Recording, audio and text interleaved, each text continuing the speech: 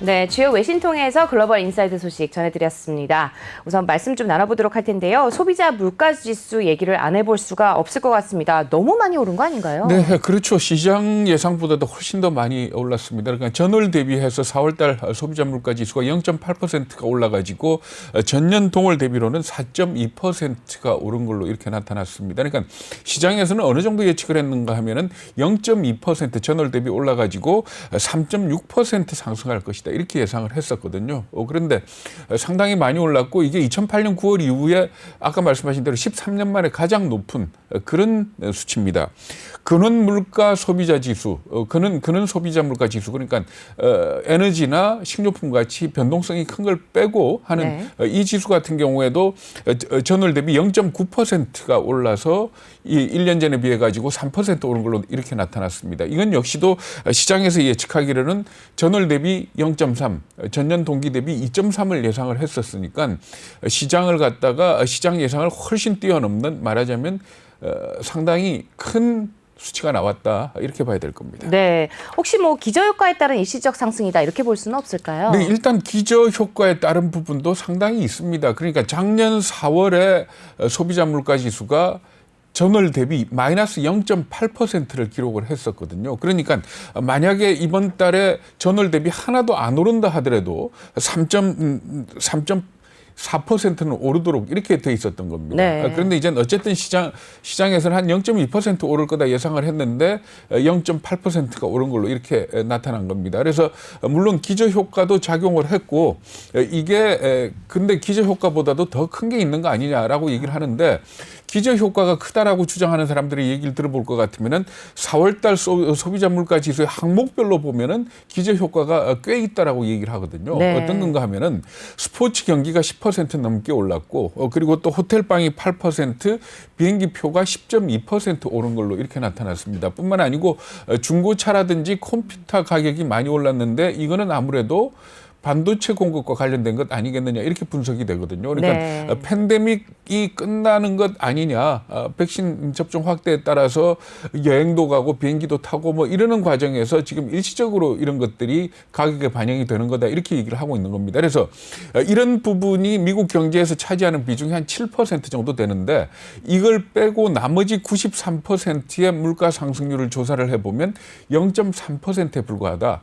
그렇기 때문에 기저효과에 따른 물가 상승으로 볼 수 있는 부분이 상당히 있다, 이렇게 주장을 하고 있습니다. 그렇지만 이것과 반대로 구조적인 문제가 있는 것 아니냐라고 지적하는 측면에서는 우리 어제 그제 계속 이틀 말씀을 드렸습니다마는 첫 번째가 원자재 가격 상승을 들 수가 있고요. 그리고 또 두 번째는 반도체 공급난에 따른 어떤 공급 사슬에 서플라이 체인의 문제, 이게 과연 일시적이겠느냐 하는 이런 의문이 들고요. 그리고 또 하나 가장 우려되는 부분이 뭔가 하면은 구인난에 따른 임금 상승 부분입니다.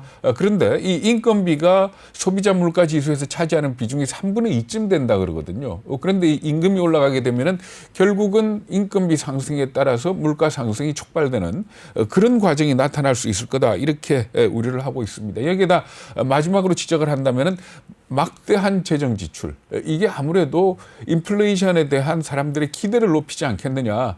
실제로 5년물을 기준으로 해가지고 지금 현재 기대 인플레이션율을 계산을 한 걸 보면은 대략 한 2.5% 정도 나오거든요. 이 얘기는 뭔가 하면은 앞으로 5년 동안 물가 상승이 2.5%씩 계속될 거다, 이렇게 보고 있는 것과 마찬가지이기 때문에 인플레이션이라는 것 자체가 심리적인 면도 강하게 작용을 하는데, 이런 것들이 합쳐져서 실제적으로 이번 소비자 물가 상승이 일시적인 게 아니고 장기화될 수 있는 빌미를 제공할 거다, 이렇게 보고 있는 겁니다. 네, 이렇게 된다 그러면 연준의 입장이 바뀔 가능성은 없나요? 네, 뭐 연준 누누이 밝혀왔지만은 일시적 물가 급등에 대해서는 대응하지 않을 것이고, 가파르게 오른다든지 아니면은 장기화될 경우에 나설 거다, 뭐 이런 얘기를 쭉 해왔지 않습니까?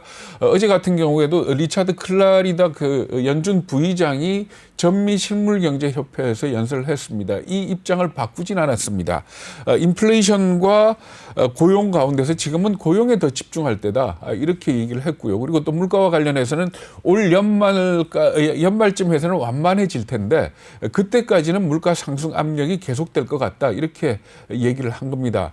무엇보다 무엇보다 중요한 거는 아무래도 실질 시장 금리가 아니겠느냐 이렇게들 얘기를 하고 있습니다. 연준이 아무리 입장을 갖다 고수한다 하더라도 실질적으로 시장 금리가 오르게 된다면 어쩔 수 없는 상황으로 몰릴 가능성이 있기 때문인데 어제 10년물 국채 금리의 움직임을 보면은 전일 종가가 1.623이었거든요. 그랬죠. 그런데 1.693으로 거래가 끝났습니다. 물론 장중에는 1.701까지 오르기도 했는데 이걸 놓고 좀 해석이 엇갈리는 것 같습니다. 7bp나 많이 올랐다라고 하는 측면이 있고 네. 증시가 크게 떨어진 거에 비해서는 국채 수익률이 그다지 많이 오르지 않은 것 아니냐.